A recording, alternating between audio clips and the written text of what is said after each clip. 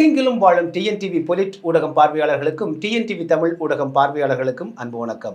நாம் இன்று சந்திக்கவிருக்கக்கூடிய ஆளுமை மூத்த பத்திரிகையாளர் திரு பா. ஏகலைவன் ஐயா அவர்கள். ஐயா வணக்கம். சாதாரணமாக ஏகலைவன் சொன்ன போது அதுனா மூத்த பத்திரிகையாளர் வயசு கூட்டுறீங்க அப்படி இல்லைங்க. இது மூத்த அப்படின்னா அனுபவத்தாலும் சரி, அந்த அந்த அறிவாலும் சொல்றேன், ரெண்டுமே சொல்றேன். ஆரம்பிங்க ஏதோ ஆரம்பிச்சிட்டீங்க.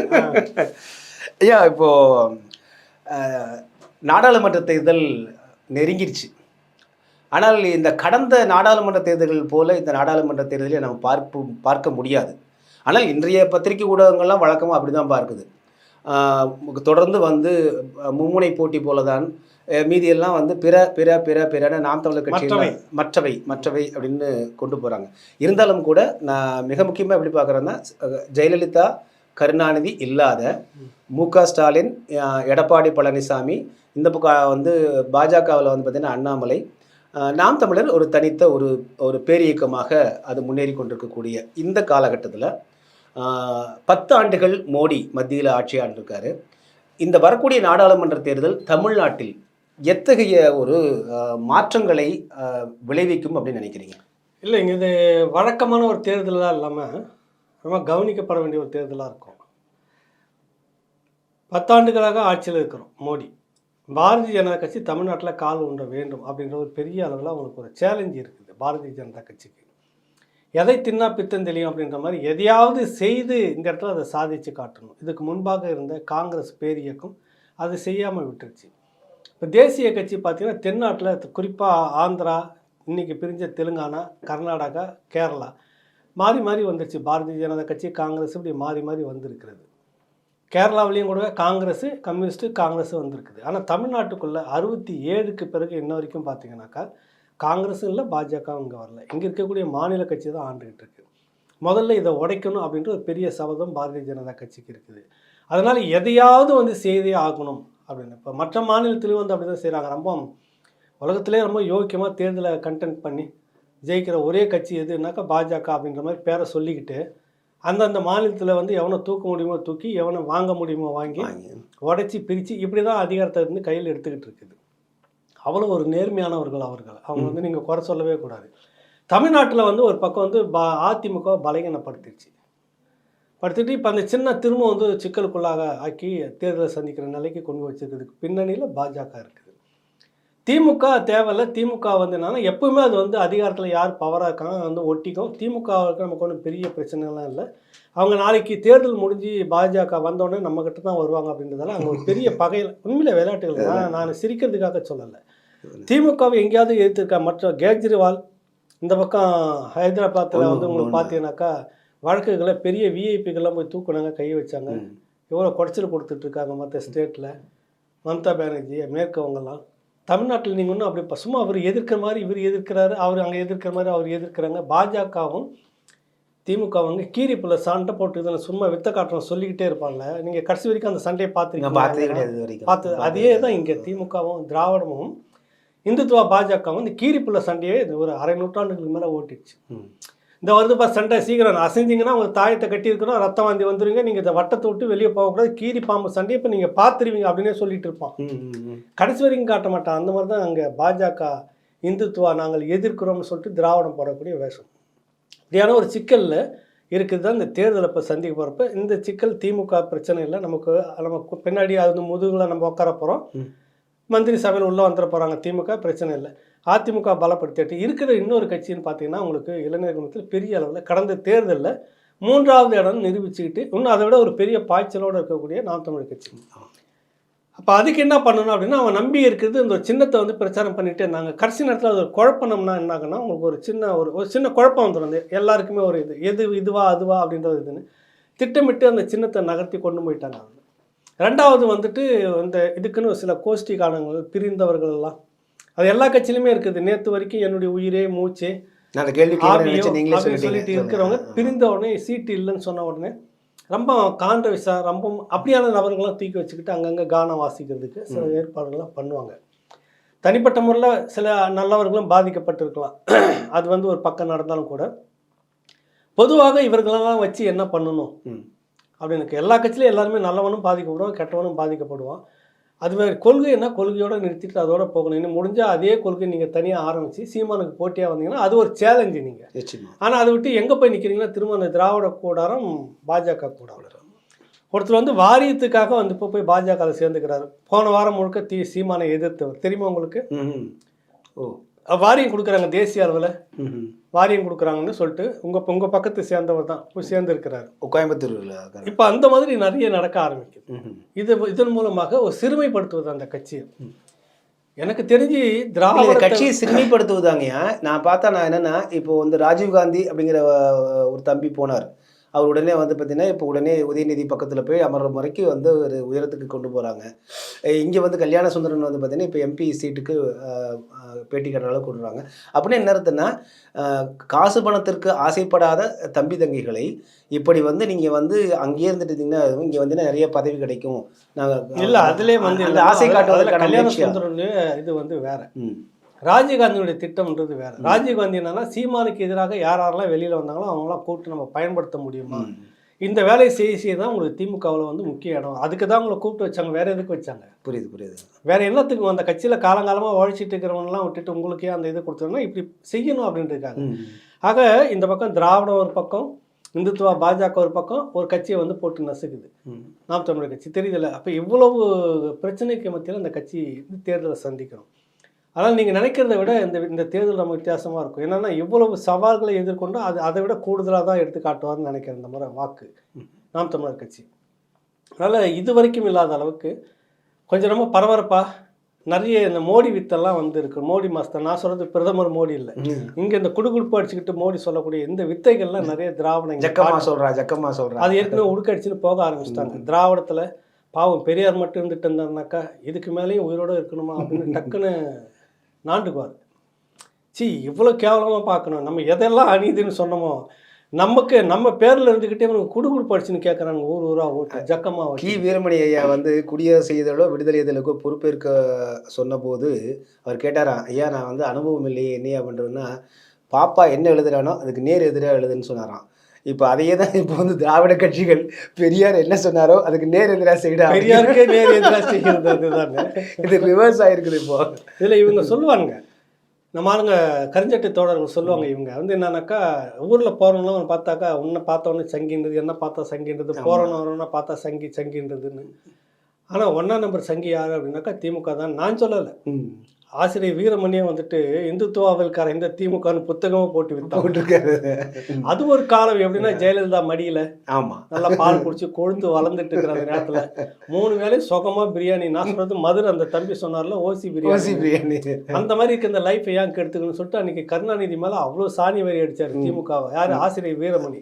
எங்கேயும் போகலை. அதற்கு முன்பாகவே வந்து பார்த்தீங்கன்னாக்கா ஆர்எஸ்எஸ் வந்து ஒரு நல்ல சேவை இருந்தா அப்படின்னு சொல்லிட்டு தான் கருணாநிதியே சொல்லியிருக்கிறாரு. அதிகாரத்தில் சுவைச்சிட்டு வந்துட்டார் சாப்பிட்டுட்டு. இவங்க இப்படிலாம் ஒரு அரசியல் பண்ணிட்டு இவங்களாம் ஒரு லாபி பண்ணிட்டு கடைசியாக எங்கே வந்து நிற்கிறாங்க அப்படின்னு பார்த்தீங்கன்னா எந்த இடத்துல நிற்கிறாங்கன்னா டெல்லி அதிகாரத்தை கைப்பற்றணும். அதுதான் திமுகவுடைய ஒரு ஒற்றை நோக்கம். அது இந்துத்துவா வந்து இப்படிலாம் இவங்க எதிர்க்கிறாங்க அப்படின்னு நம்ம நம்பணும். நம்பிட்டு எல்லாரும் சேர்ந்து வாங்க பயந்தவங்களாம் மேலே படுத்துக்குங்க அப்படின்னு சொல்கிறாங்கல்ல ஒரு கிராமத்தில், அந்த மாதிரி எல்லாருமே திமுக ஆதரித்து நிற்க வச்சுட்டு உடனே அவர் அந்த பக்கம் போயிட்டு திரும்ப வெண்தாடி பெரியாரே வந்து மோடி தான் சொல்லிட்டு பின்னாடி சேர்ந்துப்பார். அதுதான் நடக்க போகுதுன்னு நான் நினைக்கிறேன். என்னுடைய கணிப்பு வந்து இப்படி தான் முடியும்னு நான் நினைக்கிறேன். பார்க்கலாம். ஆனால் ஐயா நீங்கள் இதில் ஒன்று நான் பார்க்குறேங்க. அப்போது இது ஊடகங்களை பேசக்கூடிய இடதுசாரிகள் கம்யூனிஸ்டுகளாகட்டும் அல்லது வந்து பிசிகா, அதை வந்து திமுகவினுடைய கூட்டணி கட்சிகளாக இருக்கக்கூடியவங்க எல்லாருமே இப்போவும் கூட நீங்கள் வந்து அதிமுக, நாம் தமிழர் கட்சி இவங்களையெல்லாம் தான் நீங்கள் வந்து பாஜகவினுடைய பி டீமாக தான் பார்க்குறாங்களே தவிர, இப்போ உதாரணத்துக்கு அதிமுக கூட வந்து இப்போ நடிக்குது, சும்மா வந்து தேர்தலுக்காக மோடியை நாங்கள் எதிர்க்கிற மாதிரி நடிக்கிறோம் அப்படின்னு சொல்கிறாங்க. ஆனால் ஒரு வரலாற்று ரீதியாக பார்க்கும்போது அதிமுக வந்து மத்திய அரசில் பங்கேற்றிருந்தாலும் கூட அமைச்சர் பதவியோ அந்த பதவிகளை வாங்கியது கிடையாது. ஆனால் சுருக்கமாக சொல்லிடலாமே, இந்துத்துவாவோடு அதிகமாக தின்று வளர்ந்தது திமுக தான். திராவிட கட்சிகளில் திமுக தான் அதிகமாக, வேற யாருமே கிடையாது. ஆனால் அவங்க வந்து ஊரில் இருக்கிற எல்லாத்தையும் வந்து பாஜக இந்துத்துவாவுடைய மிதவாதம் காங்கிரஸ், தீவிரவாதம் பாரதிய ஜனதா கட்சி. பாஜக 5 வருஷத்துல மந்திரி பதவி அங்கேயே சுகமா இருந்துட்டு வந்தீங்க. தமிழ்நாட்டினுடைய உரிமைகளை எல்லாம் மீட்டு வந்தீங்கன்னா ஒண்ணுமே கிடையாது. உங்களுடைய உரிமைகளை மட்டும் நீங்க மீட்டுக்கிட்டீங்க. 10 வருஷம் மிதவாத இந்துத்துவான்னு சொல்லக்கூடிய காங்கிரஸ்ல மந்திரி பதவியில் இருந்தீங்க. எப்போ அந்த மாதிரி அதிமுக இருந்துச்சா? இல்லை இல்லை. ஆனால் நீங்கள் தான் சொல்கிறீங்க ஊரில் போகிறவங்க எல்லாரும் பார்த்துட்டு, நான் சொல்ல வந்தல, போகிறவங்க எல்லாமே பார்த்துட்டு இந்துத்துவா அவன் ஆர்எஸ்எஸ், ஒரிஜினல் இந்துத்துவா ஆர்எஸ்எஸ் ஆதரவாளர்னா தமிழ்நாட்டில் திமுக விட்டால் வேற யாருமே கிடையாது. அப்போ அவங்களுக்கு போட்டியாக மற்றவங்க வந்துடுறாங்களான்னு பயமா இருக்குமோ? போட்டியான்னு இல்லை, இதை கண்டுபிடிச்சிடக்கூடாது. வெளிச்சத்துக்கு வந்துருச்சுனாக்கா, அதனால ஊரில் போகிறவங்களாம் திருடன்னு சொல்லிக்கிட்டே இருந்து உட்காந்தீங்கன்னாக்கா அப்படி தானே போவோம் உங்களுக்கு. பாரதிய ஜனதா கட்சி இந்துத்துவாவை தமிழ்நாட்டில் கைப்பிடிச்சு கூப்பிட்டுட்டு வந்தது யாரு? யார் கூப்பிட்டு? திமுக தான். நீங்க தானே கூப்பிட்டீங்க. எச் ராஜாவை உங்களை கூப்பிட்டாங்களா? எச் ராஜாவை எம்எல்ஏ ஆக்குனது அவங்க தான் கொண்டு வந்தாங்களா? யாருன்னா ஒன்று வந்து கோயிலில் வந்து சேவல்லாம் வெட்டி வேண்டுதலாக வச்சாங்க உனக்கு? இல்லை, இந்துத்துவம் வந்தே ஆகணும். சுயநலத்துக்காக நீ போய் பாரதிய ஜனதா கட்சியோட கூட்டணி வச்சுட்டு இங்கே கொண்டு வந்து வச்சு, இதுவும் நல்ல கட்சி தான். அப்போ உங்களுக்கு வேண்டப்பட்ட நல்ல கட்சினா நாங்கள் ஏற்றுக்கணும், நீங்கள் எதிர்த்தா நாங்கள் எதிர்க்கணும். கரெக்டாக? சரி, இந்த காங்கிரஸை வேரோடும் வேரடி மண்ணோடு இந்த மண்ணில் நான் புதைப்பேன், அதுக்கு தான் அந்த கருணாநிதி உயிரோடு இருக்கிறான்னு சொன்னது யார்? யார் சொன்னது? கருணாநிதி சொன்னார் தஞ்சாவூர் மீட்டிங்கில். எமர்ஜென்சி பீரியடு அந்த கொடுமையெல்லாம் வந்து அனுபவிச்ச பிறகு தன்னுடைய மனைவியை அரை நிர்வாணப்படுத்தி படிக்கட்டில் ஏறி இறக்குனாங்க. அதை பார்த்து விட்டு இந்த கருணாநிதி ஒன்றும் உயிரோடு இருக்கிறான்னா எதுக்குன்னா, உடன்பிறப்புகளே இந்த காங்கிரஸ் இந்த மண்ணில் தோண்டி புதைக்கிற வரைக்கும் நான் உயிரோடு தான் இருப்பாங்க. தோண்டி புதைச்சிங்களா? அந்த காங்கிரஸ் செத்து போன காங்கிரஸ் தமிழ்நாட்டுக்குள்ளே திரும்ப இன்ன வரைக்கும் முதுகில் சுமந்துட்டு இருக்கிறது யாரு? ஆக எல்லா கேடுகளுக்குமே நீங்கள் காரணமாக வந்துட்டு ஊரில் இருக்கிற எல்லாரையும் பார்த்தா நீ பி டீம், நீ ஏ டீம், நீ சி டீம், எல்லா மெயின் டீமே நீங்கள் தான் இருந்துட்டு இருக்கீங்க. இன்ன வரைக்கும் உங்களை வந்து ஏதாவது ஒரு பாஜக பண்ணியிருக்கா? ஏதாவது ஒன்று உங்களுக்கு பிடிச்சி? கடந்த முறை வந்து பார்த்தீங்கன்னா கூட சபரீசனுடைய வீட்டில் போய் ரெய்டு நடந்து தேர்தலுக்கு சில நாட்களுக்கு முன்னாடி பெரிய எதுவுமே இல்லை. எல்லாமே உங்களுக்கு ஒரு செட்டப் வந்து நீங்கள் ஒரு நாடகம் போயிட்டு இருக்கு. மக்கள் நம்பணுன்றதுக்காக ஒரு ரெய்டு சும்மாட்டி ஒரு சலசலமாக நீங்கள் வந்து எதிர்க்கிற மாதிரி ஒன்று இவர் கேட்குறாரு முதலமைச்சர். பாரதிய ஜனதா கட்சி பிரதமர் மோடி அவர்களே நீங்கள் கொடுத்த வாக்குறுதி பட்டியலை வெளியிட முடியுமா? தமிழ்நாட்டுக்கு என்ன செய்திங்கன்னு 6 மாதத்துக்கு முன்னாடி தான் நீங்கள் சொன்னீங்க. பிரதமர் வந்து வெள்ளி தட்டில் வச்சு 11 மருத்துவக் கல்லூரி தமிழ்நாட்டுக்கு கொடுத்துருக்கிறாரு, இன்னும் நிறைய செய்வார், எங்களுக்கு இன்னும் நிறைய செய்திருக்கிறார் தெரியுமா? டிஆர் பாலு வேற யாரு? அவர் வேற ஒரு பக்கம் பக்கவாத்தி. அந்த மாதிரி தமிழ்நாடு அரசு, பாரதிய ஜனதா கட்சி தமிழ்நாடு அரசுக்கு எவ்வளோ நன்மைகளை செய்து கொண்டு இருக்குது. கரெக்டாக? அப்புறம் நீங்கள் இப்போ வந்து கேட்குறீங்க பட்டியல் என்ன செய்திங்க தமிழ்நாட்டுக்கு, பட்டியலிட முடியுமா பிரதமரே அப்படின்னு. அப்புறம் எதுக்கு கேலோ விளையாட்டுக்கு அவரே தான் வேணும், பெட்ரூம் மார்க்ஸ் ரைட்டாக தான் வேணும், அங்கே உட்காந்துட்டு நீங்கள் அவரை கூப்பிடுறீங்க. நிச்சயமாக தமிழ்நாட்டை புறக்கணிக்கிறாரு. நீ புறக்கணிச்சிருக்க வேண்டியதானே? ஏன்னா 420 வேலை இதெல்லாம் யாரை ஏமாத்துறீங்க? ஏன்னா இவங்க மக்களுக்கு இதெல்லாம் தெரியாதுன்னு நினைப்பா? இல்லை, அதுதான் எனக்கு ஒரு கேள்வியாக இருக்குது. மக்கள் நாளிதழ்கள் பார்க்குறாங்க, அது இன்றைக்கி வந்து சமூக ஊடகங்கள் எல்லாத்து கையிலும் இருக்குது, மாற்றி மாற்றி இப்படி பேசுகிறாங்களேன்னு பார்க்க மாட்டாங்களா? அந்த ஒரு எண்ணம் கூட இல்லாமையா வந்து இந்த தலைவர்கள் அது இவங்க அந்த கால திமுகன்னு நினச்சிட்டாங்க. என்ன பேசுகிறோம், நம்ம என்ன அரசியல் பண்ணுறோம், நமக்கான ஊடகம் என்ன பேசுது, அதை தாண்டி உலகத்தில் ஒன்றுமே இல்லை. இருந்தது ஒரு காலத்தில் இல்லைன்னு சொன்னாங்க. இன்றைக்கி சமூக வலைத்தளங்கள்லாம் அக்கு வேறு அணு வேற பிரித்து உங்களை உடனே கீழ்ச்சி தொங்க விட்டுறாங்க. புரியுதில்ல? நீங்கள் ஒரு பொய்யை சொல்கிறீங்க, திடீர்னு வந்துட்டு கேட்டிங்கன்னா வஉசி அவர்கள் வந்து பெரியார்கிட்ட தான் பையனுக்கு போலீஸ் வேலைக்கு வந்தார்னு சொல்ல வரீங்க. அந்த காலமாக இருந்தால் இருந்தாலும் இருக்கும், திராவிடம்லாம் பொய் சொல்ல மாட்டாங்க நம்ம ஆளுங்க. திராவிட கோஷ்டிக்கலாம் அவங்க நிறைய படித்தவங்க. இன்றைக்கி ஒன்றை விட அப்பெல்லாம் படிச்சுட்டு உட்காந்துக்கிறான் தமிழ் தேசிய தளத்தில். உடனே எடுக்கிறாங்க. 1936 அவர் வந்து இறக்குறாரு. என்ன வஉசி. அப்போ போலீஸ் வேலை கேட்கறதுனா 36க்கு முன்னாடி, அதாவது சுதந்திரம் கிடைக்கிறதுக்கு முன்னாடி பிரிட்டிஷ்காரன் இருந்தான். கரெக்டா? ஆமாம். பெரியார்கிட்ட பிரிட்டிஷ்காரங்கிட்ட வேலை வேணும்னு வந்து வைக்கிறனா பெரியார் பிரிட்டிஷ்காரனுக்கு எடுபடியாக இருந்தாரா? ஆமாம். அந்த ஏஜென்ட்டாக இருந்தாரா? இருந்தார். வெள்ளைக்காரனை எதிர்க்கவே இல்லை. மகாகாலம் பொருந்திய பிரிட்டிஷ் ராணியாருக்கு நீங்கள் சுதந்திரம் கிடைக்க போகிறதாக நாங்கள் அறிகிறோம், அப்படி எல்லாம் கொடுத்துடாதீங்க, அப்படியே கொடுக்குறதா இருந்தாலும் தமிழ்நாட்டை கொடுத்துடாதீங்க, காலம் முழுக்க உங்கள் காலடியிலே இருக்கிற மாதிரி தீர்மானம் போட்டு எழுதினவங்க இவங்களாம். அதான் புரியுதில்ல? அப்போ இது கேள்வி வருதில்ல, இன்றைக்கி இருக்கிற இல்லையா தலைவர் ஒன்று கேட்குது, எப்படி அது வந்துட்டு முன்னாடியே வந்து இறந்து போயிட்டார் அவர் பையனுக்கு வேலை வேணும்னா நேராக அங்கேயே கேட்டு போகிறாரு. அவர் தான் தன்னுடைய சொத்து பத்து எல்லாத்தையும் இழந்து மிகப்பெரிய கோட்டீஸ்வரன் கப்பலை வாங்கி வியாபாரம் பண்ண ஒரு ஆள் செக்கு இழுத்து ஒன்றும் இல்லாமல் வறுமையில் இறந்து போகிற அளவுக்கு இருக்கிறவர் எதுக்கு வந்து தான் பையனுக்காக பெரியார்கிட்ட வந்து நிற்க முடியும்? என்ன வயசு இல்லை, பொய் தானே. ரெட்டமலை சீனிவாசன் 20 வயசு மூத்தவர், அவருக்கு இவர் பாடம் எடுக்கிற மாதிரி தானே படமே எடுத்து வச்சு என்ன ரெட்டமலை அப்படின்னு படத்துல கேட்கறோம். மனசாட்சி இல்லாம திரைப்படத்தை எடுத்து வைக்கிறாங்க. அதை எதிர்க்க வேண்டியவரை நம்ம திரும்ப தான் எதிர்த்துக்கணும். விடுதலை சிறுத்தைகள் அவங்க அவரு அந்த சமூகத்தினுடைய ஒரு தலைவரை வந்து எந்த அளவுக்கு கொச்சப்படுத்தி இருக்கிறாங்க. தோழமை சுட்டல் அவர் விட்டுறாரு. அவர் சுட்டுவாங்க. இப்போ மக்கள் உங்களுக்கு ஓட்டு போடுவாங்களா, இப்போ சுட்டுவாங்க, போங்க நீங்க பாத்துக்கலாம். அது பாடம் நீ கட்டாயம் படிச்சு தான் ஆகணும். எங்க நீங்க துரோகம் செய்தாலும் அதுக்கான பாடத்தை படிச்சு தான் ஆகணும். இந்த பக்கம் வாங்க நீங்க. அப்புறம் இன்னொரு பொய் இன்னும் சொல்ல வரேங்க, கதைகளை சொல்ல வரேன். உதய நம்ம ஸ்டாலின் ஐயாவுக்கு திருமணம் நடந்தப்ப பெரியாரும் ராஜாஜியும் அண்ணாதுரையுமே வந்து நேரில் வாழ்த்துனாங்களாம். காரில் வந்து மேடை வரைக்கும் வந்து வாத்திட்டு சத்தியமாக நான் படித்தேன், புக்கில் தான் படித்தேன். அது இவங்க மறுக்க கூட இல்லை. 75ல் 1975ல் இல்ல பெருமையா என்ன எழுதினாலும் ஏத்துக்கிறாங்க. வரலாறு, அது வரலாறு ஆக்கிறது. இதுதான் வரலாறு. இன்னைக்கு எழுதிட்டு அப்படியே விட்டீங்கன்னாக்கா நாளைக்கு அது வரலாறு ஆயிடும்ல உங்களுக்கு. ஆமா, அதை எடுத்துட்டு பாருங்க, இந்த மாதிரி ஆவணங்கள் இன்றைய செய்தி நாளைய வரலாறு அந்த மாதிரி பண்ணிட்டு எனக்கு ஒரே குழப்பம், ஒன்றும் புரியல. என்னடா இது 1975ல் இவருக்கு கல்யாணம். இவருக்கு 2 வருஷத்துக்கு முன்னாடி 1973ல் பெரியார் இறந்துட்டாரு. அதுக்கும் முன்னாடி வந்துட்டு ராஜாஜி இறந்து போயிட்டாரு. அதுக்கு முன்னாடி 68ல் அண்ணாவும் இறந்துட்டாரு. இறந்து போன 3 பேர் எப்பரா கல்யாணத்துக்கு வந்து வாழ்த்தி இருப்பாங்கன்னாக்கா எனக்கு இன்ன வரைக்கும் புரியவே இல்லை. இவங்க ஊடகம் தான் புகைப்படத்தை சொல்லியிருப்பாங்களோ, ஆவியில வந்து வாழ்த்தி இருப்பாங்க ஒருவேளை உங்களுக்கு.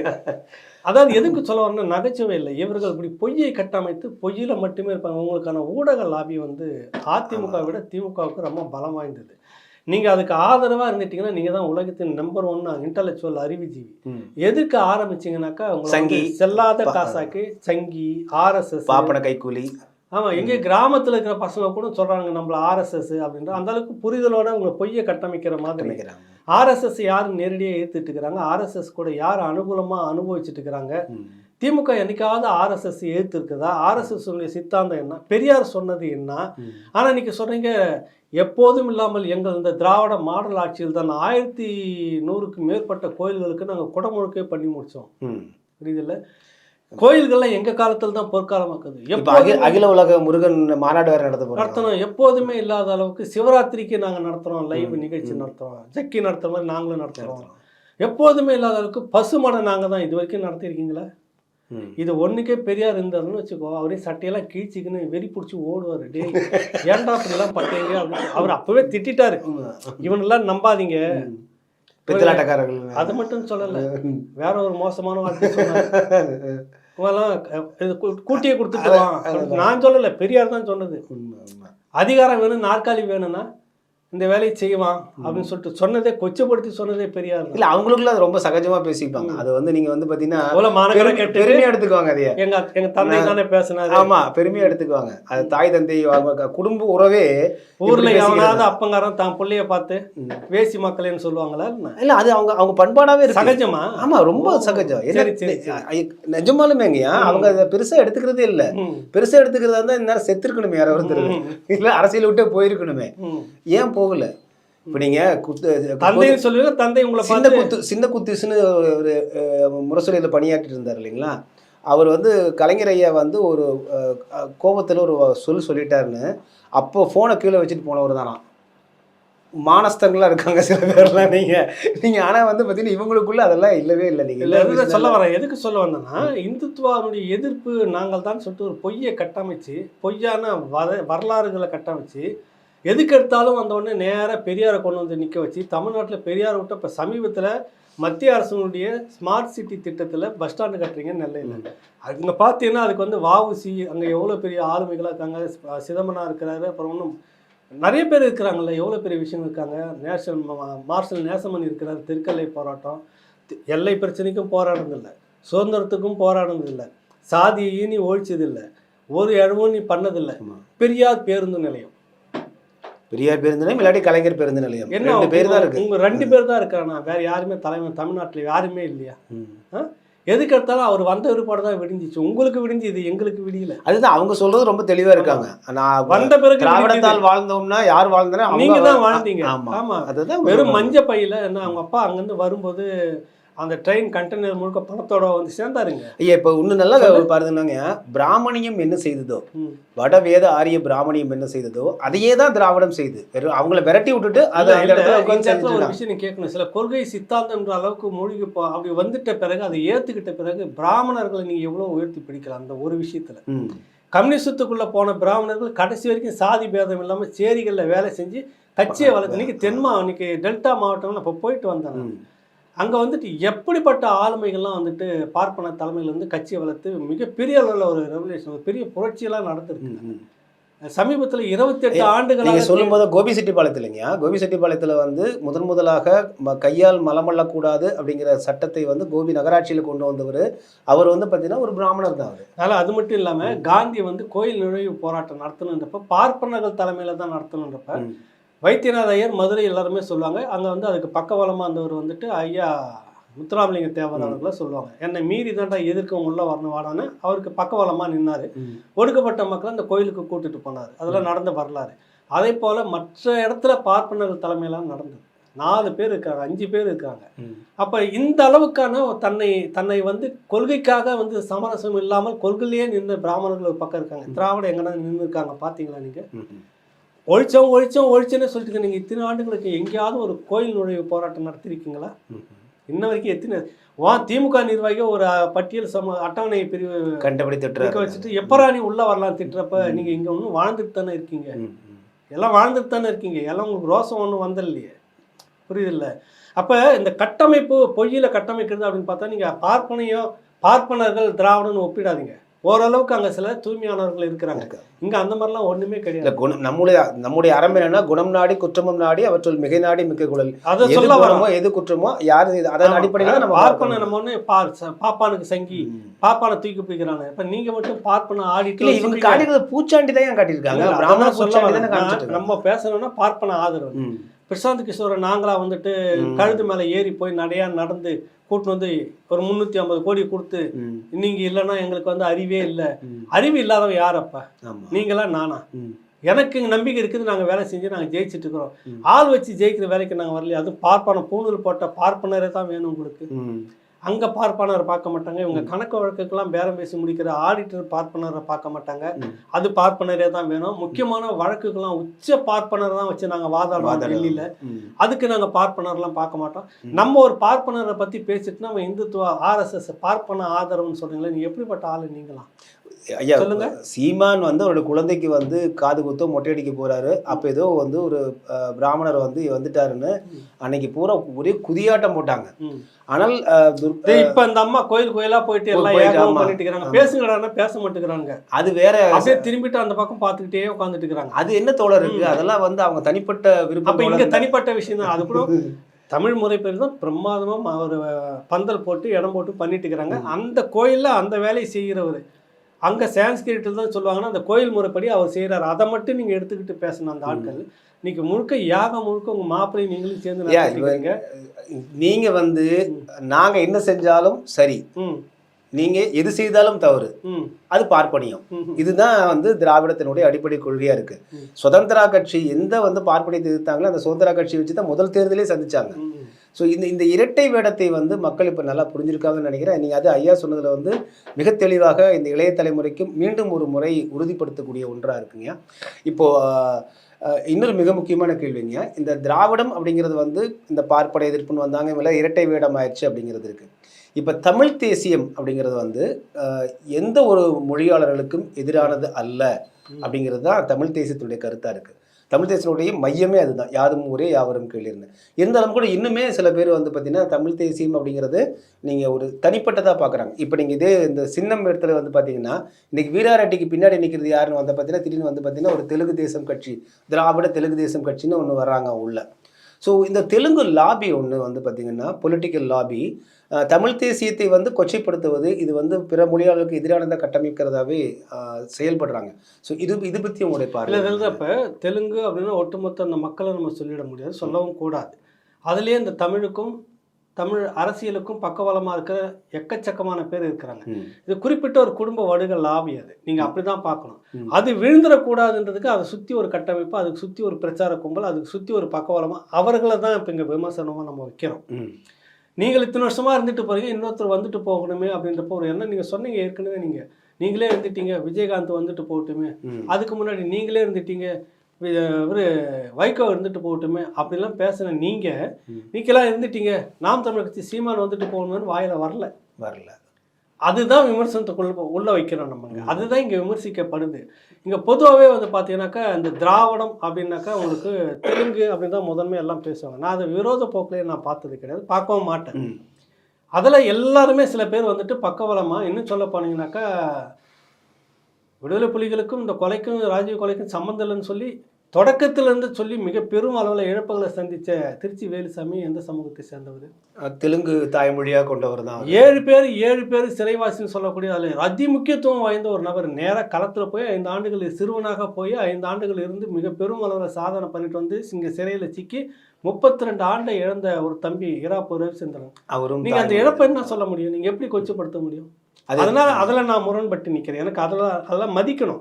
ஓமந்தூர் ராமசாமி ரெட்டியார் இருந்த வரைக்கும் அவரை வந்து எவ்வளோ விஷயங்கள்லாம் பண்ணியிருக்கிறாரு சாதகமாக. அந்த தமிழ்நாட்டுக்குன்னு நின்று இருக்கிறாரு. தெருவில் நடமாடுறதுக்கு சட்டம் இயற்றுனர் அவர். எல்லா மக்களும் தப்பு. அதுக்கு முன்னாடியே கொண்டு வந்துட்டாங்க. அவங்களுக்கு வந்துட்டு சுப்பாராவ்னு சொல்லிட்டு இருக்கும்போது நீதி கட்சி பிரிவிலே அதெல்லாம் வந்துருச்சு. இது பின்னாடி காங்கிரஸ் கட்சி நிறைய பேர் சொல்லுவாங்க. அதில் முழுசும் நம்ம வந்து இது சில விஷயங்கள் நிறைய செய்திருக்கிறாரு. அவர் செய்தது நம்ம பாராட்டணும்னு சொல்லணும். அவர் செய்யாமலாம் இல்லை, சரியாக மனிதராக இருந்தார். இப்போ அவரை பாராட்டுறோம் நம்ம. ஆனால் நீங்கள் என்ன பண்ணுறீங்க? ஒரு குறிப்பிட்ட கும்பல் அந்த இப்போ குடும்ப ஆட்சி அது வீழ்ந்துடக்கூடாதுன்னு சுற்றி நிற்கிற அந்த வடுக கும்பல் ஒரு டீம் இருக்குதுல்ல, அதுதான் இங்கே விமர்சனத்துக்குள்ளே நம்ம வைக்கிறோம். அதை தான் இங்கே அம்பலப்படுத்துகிறோம். அதுதான் நீங்கள் யார் வேணாலும் இந்த மண்ணில் இருந்துட்டு போயிடலாம், ஆனால் நீங்கள் வரக்கூடாதுன்னு முடிவு எடுக்கிறீங்கல்ல. உங்களால் வந்து பாஜகவோட சமரசமாக போக போகுது, ஒரு இனப்படுகொலை செய்து காங்கிரஸோட சமரசமாக போக முடியுது, இன்னும் வந்தவன் போனவங்களாம் சமரசமாக போக தெரியுது. தமிழ் மண்ணில் தமிழ் தேசிய கட்சின்னு வரும்போது மட்டும் உங்களுக்கு கசக்குதுனா நீங்களாம் யாரான்னு கேள்வி வருதா இல்லையா?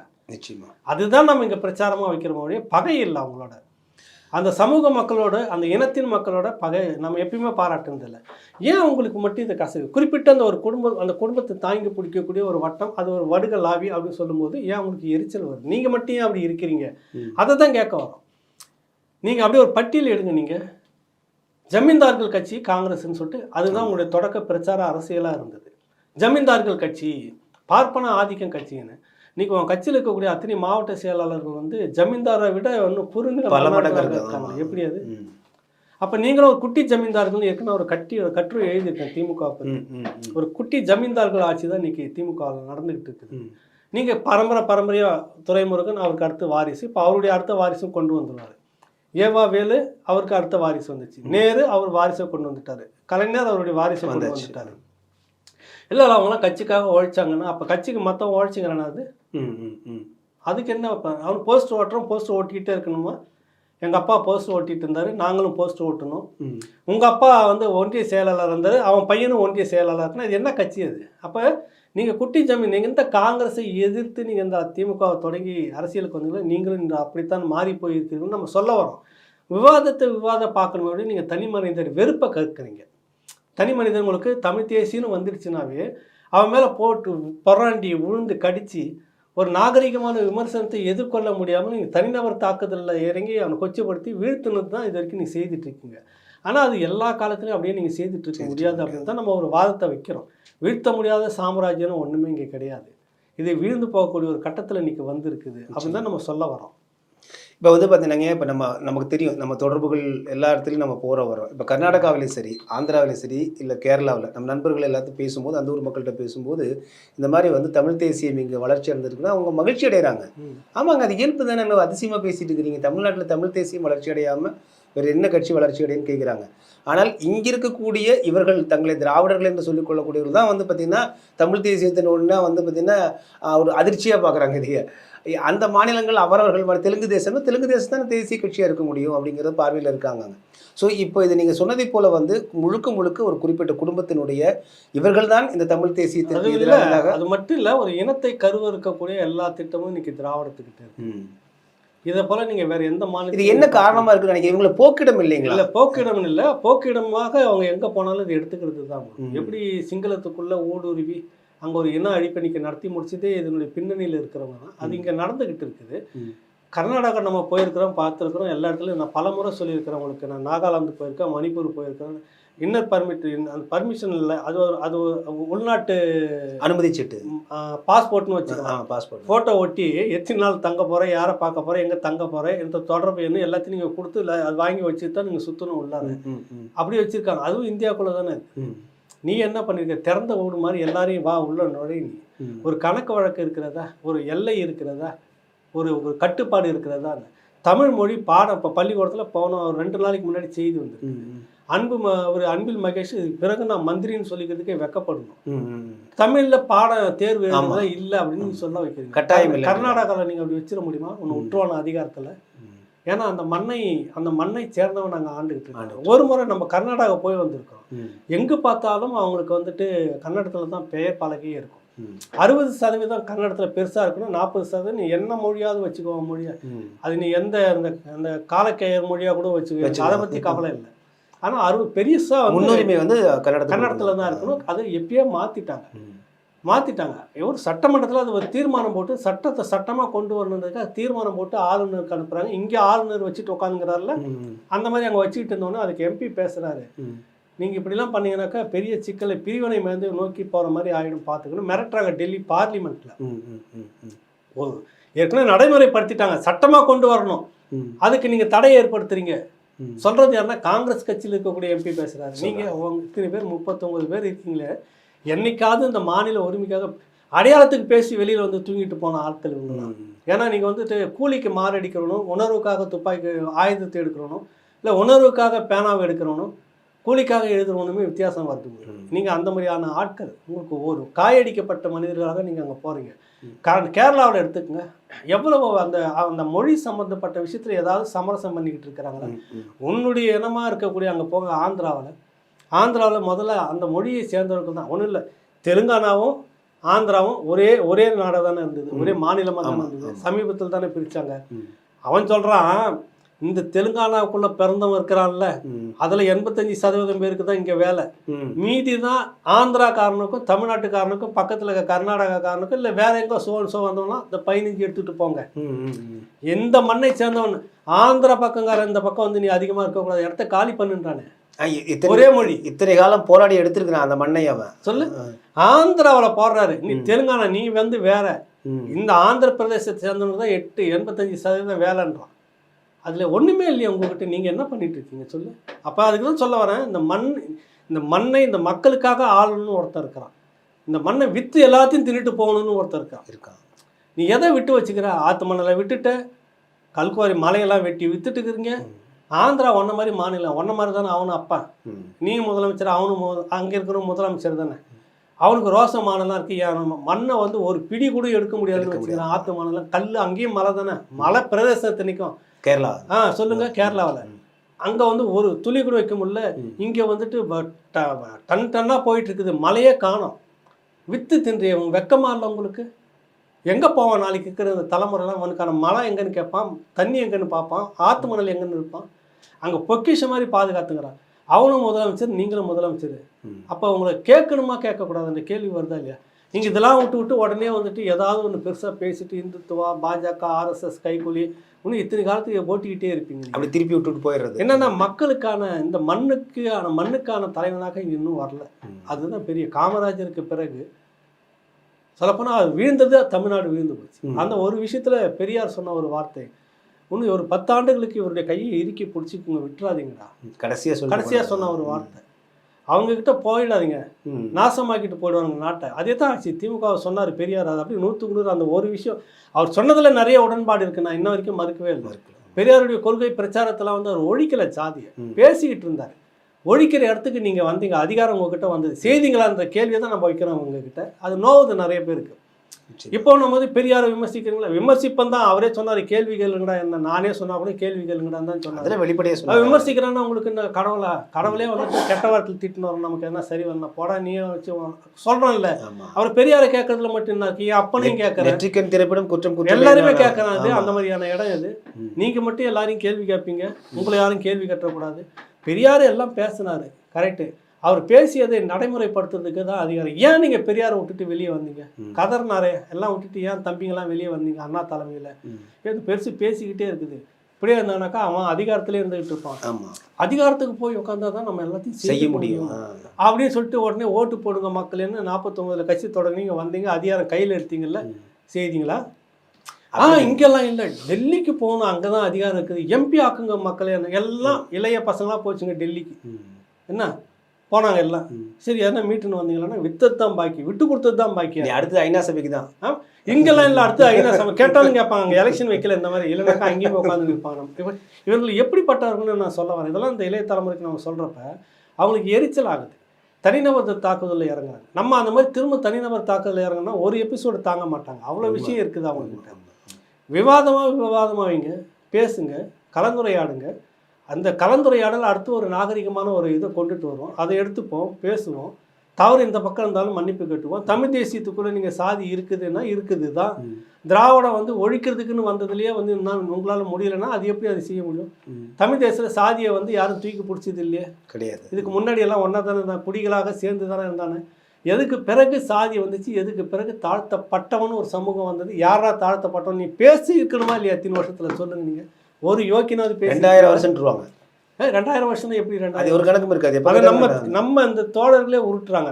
நம்ம யாரு? நம்ம திருமாவளவன் தோழர் 2000 வருஷம் 2000 வருஷம் உருட்டுறது. அப்ப 2000 வருஷத்துக்கு முன்னாடி தான் கீழடியில வந்து எழுத்து கண்டுபிடிச்சதான் சொல்லியிருக்காங்க. அது எந்த ஆவணம் இல்லையே. இல்ல வந்து சாதியை வந்து எப்ப வந்தது, எப்ப இந்த வந்து சமூகம் வந்துட்டு நிலத்தை இழந்தான், அதிகாரத்தை இழந்தான், அட்டவணை பிரிவுன்னு எல்லாம் இன்னைக்கு இருக்கக்கூடிய இன்னைக்கு இருக்கக்கூடிய பல சமூகமும் சரி, அதுல அட்டவணை பிரிவுல தான் வச்சிருந்தான் அன்னைக்கு.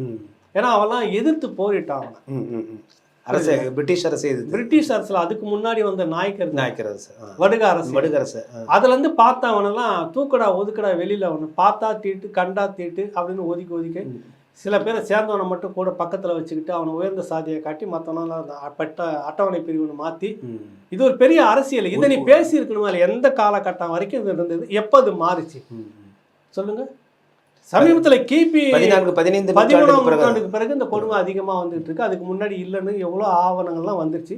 பேசுறது இல்லை. நீங்கள் இப்போ நீங்கள் பழனியில் வந்து ராமப்பையர் வந்து பண்டாரங்களை வெளியேற்றி விட்டு அது அந்த காலம் தான். கரெக்டாக 13ஆம் நூற்றாண்டு காலம், 13 நூற்றாண்டு 13 வரைக்கும் இருக்கு. 14 பட்டயமே கிடைச்சிருக்கு இப்போ நமக்கு. அவங்க கிட்ட தான் இருந்தது. அவன் வந்தா அந்த மாதிரி நிலத்தை வந்து அன்னைக்கு வந்து உங்களுக்கு சோழர்கள் காலத்தில் தான் நிலத்தை ஒழுங்குபடுத்தி எல்லாம் பண்ணி வைக்கிறாங்க. அவங்க வந்த உடனே நிலத்தை முதல் உத்தரவே நிலத்தை தான் எடுத்த உடனே அவங்களுடைய படை தளபதிகளாக இருந்தவங்க பாளையக்காரராக மாற்றி கொடுக்குறாங்க. சில பேர் அவங்களுக்கு கூட ஒத்தாசியமாக இருந்த தமிழ் சமூகத்தை சேர்ந்தவங்க கொடுத்துருக்காங்க. அந்த நிலம் எல்லாம் அவங்கக்கிட்ட போச்சு. இவங்களுக்கு அதிகாரம் இல்லாமல் போச்சு. உங்கள் அப்பனும் உங்கள் தாத்தாவும் 400 ஏக்கர் 500 ஏக்கர் வச்சுருக்கும் போது என் அப்பா எப்படி படுத்து சும்மாவாக தூங்கிட்டு இருந்திருப்பான்? கண்டிப்பாக. அவனுடைய நிலம் எங்கே போச்சு? இந்த கேள்விக்கு இன்ன வரைக்கும் பதில் இல்லை. கிடையாது. ராஜராஜ சோழன் காலத்தில் நிலம் பறிக்கப்பட்டது போவாண்டே 14ஆம் நூற்றாண்டுக்கு வந்து பறிச்சுட்டான். 14ஆம் நூற்றாண்டு காலத்தில் இவ்வளோ அநீதி நடந்தது 13ல். அதை பேசுங்கன்னா அதை பேச மாட்டான். தொடர் இந்த பக்கம் திரும்பிக்குங்க தொடர். புரியுதில்ல? இப்படி இருக்குது இங்கே அரசியல். நீங்கள் இதை பேசுங்க, இதை நாகரிகமாக இதை பேசுங்க. எப்படி இந்த சமூகம் தாழ்த்தப்பட்ட சமூகமாக மாறிச்சு அதை பேசணுமா? டைம்லைன் எடுக்கணும்ல. நீங்கள் கட்சி தொடங்கினதுலேருந்து நீங்கள் திரும்பங்க உங்கள் தொடக்கத்துலேருந்து 20லேருந்து நீதி கட்சியினுடைய நீட்சின்னு நாங்கள் சொல்கிறீங்க, நூற்றாண்டு பெருமைன்றீங்க. நீதி கட்சியை வந்து சான்ஸ்கிரிட்டை தூக்கி பிடிச்சிருந்தது, குடுமையை தூக்கி பிடிச்சிட்டு இருந்தது, இந்துத்துவனுடைய வெறியில் மூழ்கி இருந்தது. அதனுடைய நீச்சி நீங்கள் என்ன ஒத்துக்கிறீங்களா? இல்லை அப்படின்னு மறுக்கிறீங்க. அப்போ இவ்வளவு பெருமையை பேசுகிற நீங்கள் வந்துட்டு எப்பத்துலேருந்து இதெல்லாம் வந்துச்சு? என்னைக்காவது ஒரு காலகட்டத்தில் இந்த மக்களுடைய வரலாறு இதுதான். இன்னைக்கு சீமான் பேசுகிறாரு, அந்த சமூகத்தை இந்த சாதியின் பேரை சொன்னால் ஆமாண்டா இந்த மண்ணுடைய பூர்வக்குடி நான் தான் அதிகாரத்தில் இருந்தேன், நீ வந்த பிறகு நான் என்னை தாழ்த்தப்பட்டோம்னா மாற்றினேன், இனிமேல் இப்படி சொன்னவனை கைட்டின்னு அடிப்பண்ணான்னு ஓப்பனாக பேசுகிற மாதிரி. இதுக்கு முன்னாடி நீங்கள் எவனாவது ஒருத்தர் பேசியிருக்கீங்களா? இல்லை. போனவொடனே அவன் மூலையில் வந்து அந்த புத்தியில் வந்து நீங்களாம் தாழ்த்தப்பட்டவர்கள், பெரியார் வந்து தான் அவங்களுக்கு எல்லாமே போகணும். பெரியாருக்கு முன்னாடியே அயோத்திதாச பண்டிதர் இந்த மக்களுக்காக இந்த மண்ணுக்காக இருந்திருக்கிறார், ரெட்டமலை சீனிவாசன் இருந்திருக்கிறாரு. அதை பேசுங்கன்னா அதை பேச மாட்டோம் நாங்கள். அவரை விட்டால் வேறு ஆள் யாருமே இல்லை. கடைசி வரைக்கும் அவரே கோவணம் கிழிக்கவே இல்லை. இதில் வந்து அடுத்தவனுக்கு வேறு கட்டி விட்டன்னு வேறு சொல்ல வர புரியுதில்லை உங்களுக்கு? எவ்வளோ பித்தலாட்டங்கள், எவ்வளோ வரலாற்று மோசடிகள் இன்ன வரைக்கும் தொடர்ந்துக்கிட்டு இருக்குது. இந்த வரலாற்று மோசடிகள்லாம் நிறைய நமக்கு முன்னாடி இருந்தவங்களாம் பேசியிருக்கிறாங்க. இப்போ இந்த தலைமுறை இன்னும் பெரிய வீச்சாக எடுத்துக்கிட்டு போகுது. கொஞ்சம் ஆட்டம் காணுது. ஆனால் என்ன வந்தாலும் சரி, யாரோடனோ கலந்து ஒட்டி உறவாடி அதிகாரத்தை மட்டும் தக்க வச்சுக்கிட்டே போகிற அந்த கலை திராவிடத்துக்கிட்ட இருக்குது. எங்கேயாவது விழுந்திருக்காங்களா பார்த்தீங்களா? காங்கிரஸ் எதுக்குன்னு சொல்லிட்டு காங்கிரஸ்குள்ளாரவே போயிட்டு முதுகுல வந்து சுமந்துக்கிட்டு அதிகாரத்தில் இருந்துட்டு வளர்த்துக்கிறீங்க. நேருவின் மகளே வா. பாஜக வந்தோடனே பகையாக போயிடக்கூடாது, பாஜகவுக்கு முன்னாடி போய் பந்தியில் உட்காந்துட்டு அங்கே மந்திரி சபையில் வந்துக்கிட்டு வளர்த்துக்கிட்டீங்க. இப்போ அடுத்தது யாரோ ஒரு உகண்டா அதிபர் வந்து உட்காந்தா கூட சரி, ஒரு வேளை மாந்து போய் இங்கேயும் வந்து உட்காந்துட்டு நாங்கள் தான் உங்களுடைய பங்காளின்னு அங்கேயும் போய் உட்காந்துட்டு வந்துடுவீங்க. அந்த அளவுக்கு நீங்கள் வந்து கொள்கை கிடையாது, சமரசத்தோட போய் அதிகாரத்தை தக்க வைத்துக் கொள்ள வேண்டும். அவ்வளோதான், அதை விட்டுறக்கூடாது. அதனால் நீங்கள் வந்து நீடிச்சுக்கிட்டே இருக்கிறீங்க. அதுக்கு காலம் முழுக்க நீடிச்சுக்கிட்டே இருக்கணும் அப்படின்னு நினைக்கிறது வந்து நடக்காது. இதை விட எத்தனையோ சாம்ராஜ்யம்லாம் விழுந்துருக்கு. அதனால் இதுக்கு ஒரு முடிவு ஒரு தலைமுறையை வந்து கட்டாயம் எழுதும். அந்த நம்பிக்கை இருக்குது. அது நம்ம அதை ஒட்டி தான் நம்ம பேசிக்கிட்டு இருக்கிறோம். ஏன்னா நான் இல்லை ஏமாந்துட்டு எத்தனை ஆண்டுகள், எனக்கு அடுத்த தலைமுறை இப்போ கையில் எடுத்துட்டாங்க. அது கட்டாயம் ஒரு நாளைக்கு முடிப்பாங்க. நிச்சயமாக. ஒரு மிக முக்கியமான ஒரே ஒரு இறுதியாக ஒன்று 2 ஆண்டுகளுக்கு முன்பு ராகுல் காந்தி நாடாளுமன்றத்தில் பேசியது. 70 ஆண்டுகள் கழித்து தான் காங்கிரஸ் கட்சிக்கு இப்படி ஒரு தெளிவு ஏற்பட்டிருக்கு. என்னென்னா, நீங்கள் தமிழ்நாட்டை ஒருபோதும் உங்களால் ஆட்சி ஆள முடியாது. தமிழ்நாடு மட்டுமல்ல, இந்தியாவுடைய எந்த மாநிலத்தையும் நீங்கள் ஆட்சி ஆள முடியாது. 3000 ஆண்டு காலமாக யாரும் எந்த மாநிலத்தையும் எந்த ஒரு இந்திய நிலப்பரப்பினுடைய நாடுகளையும் ஆட்சி ஆண்டது கிடையாது. அவர்கள் ஒத்துழைப்போடு நீங்கள் ஒன்றிய அரசாக ஆட்சி ஆளலாம் அப்படிங்கிற இந்த தேசிய உணர்வுகளை புரிந்து கொண்ட ஒரு குரலாக ஒலிச்சிருக்கார்.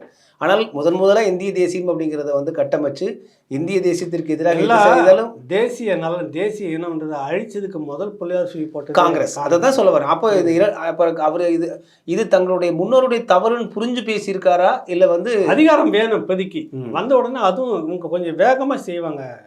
என்றைக்குமே தெரிஞ்சுக்க. அதுக்கு தான் மத்தியில் கூட்டாட்சி மாநிலத்தில் சுயாட்சின்ற முழக்கம் திராவிடர்கள் முன்னாடி வச்சாங்க. அது ஏற்புடையது தான். ஆனால் அதன்படி இவங்க நடந்துக்கலை. நீ மத்தியில் நீங்கள் மட்டுமே ஒரு ஒரு ஒரு தனிநபர் தனி கட்சி மட்டுமே அதிகாரத்தை கையில் எடுத்துகிட்டு இருந்துடக்கூடாது. எல்லா மாநிலத்துக்கு சுழற்சி முறையில் ஒரு அங்கீகாரம் வேணும். அதான் கூட்டாட்சி. அதனால தான் இதை ஒரு ஒரு வித்தியாசத்தில் சொல்லிட்டு இருப்பாங்க. நீங்கள் அதை படிப்படியாக மாற்றி ஒரு குறிப்பிட்ட கட்சி அதிகாரம் அப்படின்ற மாதிரி. அந்த வகையில் பார்த்தீங்கன்னா, நான் திரும்ப சொல்கிறேன், இவங்க மிதவாதம் என்றால் காங்கிரஸ், பாஜக தீவிரவாதம் என்றால் காங்கிரஸ் மிதவாதம். ஸ்லோவாக செய்யும். இப்போ ஏன் இனம், இந்த மாநில மொழி இனம் தேசிய இனங்கள் ஏன் ராகுலுக்குன்னா அதிகாரத்துக்கு வரணும். அதிகாரம் உட்கார்ந்த உடனே அதுதான் செய்யணும். ஒரு சின்ன உதாரணத்தை சொல்லி முடிக்கிறேன். சமீபத்தில் தான் நான் படித்தேன். அப்படியே உறைஞ்சு போயிருக்கிறேன். முதல்ல உங்ககிட்ட அதை பகிர்ந்துக்கிறேன். ஒரு 6000 பேருக்கு மேலாக படுகொலை ஒரு கிராமத்தில். 2000 பெண்களுக்கு மேலாக பாலியல் வல்லுறவு. ஒரு 10,000க்கு மேற்பட்டவர்கள் உடல் கொடூரமான ஊனம். பல ஆயிரம் கணக்கில் ஆண்கள் பெண்கள் நிர்வாணப்படுத்திட்டு ஊர் மத்தியில் கொண்டு நிற்க வச்சு இந்த கொடுமை இவ்வளவும் ஒரு இடத்துல நடந்திருக்கு. எங்க தெரியுமா? ஈழன்னு நினைப்பீங்க. இந்தியாவில் சுதந்திரம் பெற்ற இந்தியாவில் தெலுங்கானாவில் சுதந்திரத்துக்கு பெற்ற உடனே காங்கிரஸ் நேரு பிரதமராக இருக்கும்போது கொடுத்த பரிசு அந்த மக்களுக்கு தெரியுமா உங்களுக்கு? இந்த வரலாறுலாம் உங்களுக்கு தெரியாது. இவர் பெரிய ஜனநாயகத்தை பேசுறீங்க நீங்க. ஏன் தெலுங்கானா போராட்டத்தை முன்னெடுத்த அந்த மக்களை ஏன் அப்படி பண்ணீங்க? முதலாளித்துவம் குறிப்பிட்ட 90% நிலம் 4-5 பேர்கிட்ட மட்டுமே இருக்குது. அதற்கு எதிராக கிளர்ந்த அந்த விவசாய புரட்சி இடதுசாரிகள் கையில் எடுக்கிறாங்க. இடதுசாரிகள் கையெடுத்த அந்த போராட்டம் மிக பெரும் போராட்டமாக தெலுங்கானா போராட்டம்ன்றாங்க. அதை நசுக்கிறதுக்கு உங்களுக்கு இராணுவ அதிகாரம் கைக்கு வந்தோன்னே சுதந்திர இந்தியாவில் முதல் இனப்படுகொலையை செய்தது தெலுங்கானாவில். தெரியுமா உங்களுக்கு? இவர்கள்லாம் கை முழுக்க ரத்தக்கரையை படித்து வச்சுக்கிட்டு இன்னைக்கு 2009 இலங்கையில் செய்ததில்லை. 1947 சுதந்திரம் கேட்சோன்னே 48லேருந்து அடுத்த 2 வருஷம் இதான் நடந்து முடிஞ்சது தெலுங்கானாவில். தெரியுமா உங்களுக்கு? அந்த இடதுசாரிகள் உடை மட்டும்தான் வெண்மை அவங்களுக்கு. அதான் அந்த இடதுசாரி அந்த அன்று அப்படி இருந்த அந்த இடதுசாரி தான் இன்னைக்கு இப்படி இருக்கக்கூடிய இந்த திமுகவையும் இந்த காங்கிரஸும் தோல்ல தூக்கின்னு சுமக்கிறாங்க. வரலாறு இப்படி மாறி இருக்குன்னு சொல்ல வரேன் நான். காலம் மாற்றி இருக்குது. அப்படி இந்த காலம் மாற்றல, இந்த அரசியல் இடதுசாரிகள் நீர்த்து போய்விட்டார்கள். இந்த பாஜக காங்கிரஸ் அரசியல் இப்படி மாற்றி இருக்குது. அவ்வளோதான். இது எங்கே நீங்கள் படித்தோடனே எனக்கு அதிர்ச்சியாக இருந்தது. இன்னும் தொலைதூரம் போக வேண்டியிருக்குன்னு நினைக்கிறேங்கய்யா. இருந்தாலும் கூட ஒரு நல்ல முன்னேற்றத்தை நோக்கி, குறிப்பாக தமிழ்நாடு 2009ற்கு பிறகு தமிழ் தேசியம் அப்படிங்கிறது வெறுமனே திராவிடத்தையோ மற்ற கட்சிகளுக்கு மாற்றானதல்ல. தமிழர்கள் தங்களுடைய சொந்த சுய உரிமையை மீட்டெடுக்க வேண்டும் என்ற முயற்சி. அதற்கு நீங்கள் ஊடகத்தில் பார்த்தீங்கன்னா நீங்கள் முன்னெத்தியராக நீங்கள்லாம் போயிட்டுருக்கீங்க. உங்களுக்கு பின்னாடி நாங்கள்லாம் தொடர்ந்து வந்துட்டுருக்கிறோம். இன்னும் தற்பொழுது நிறைய இளைய தலைமுறையினர் புரிஞ்சு வந்துட்டுருக்காங்க. இன்னும் இது போன்ற தங்களுடைய அனுபவங்களையும் அதே போல் இந்த அறிவையும் இளைய தலைமுறை மேலும் பயன்படுத்திக்கணும் அப்படிங்கிற ஒரு வாய்ப்பாக இது அமையட்டும்னு நினைக்கிறேன். மிக்க நன்றிங்க ஐயா. நன்றி, வணக்கம் சார். அன்பர்களே, மீண்டும் மற்றொரு காணொலியில் உங்களை சந்திக்கிறேன். அதுவரை நன்றி, அன்பு, வணக்கம்.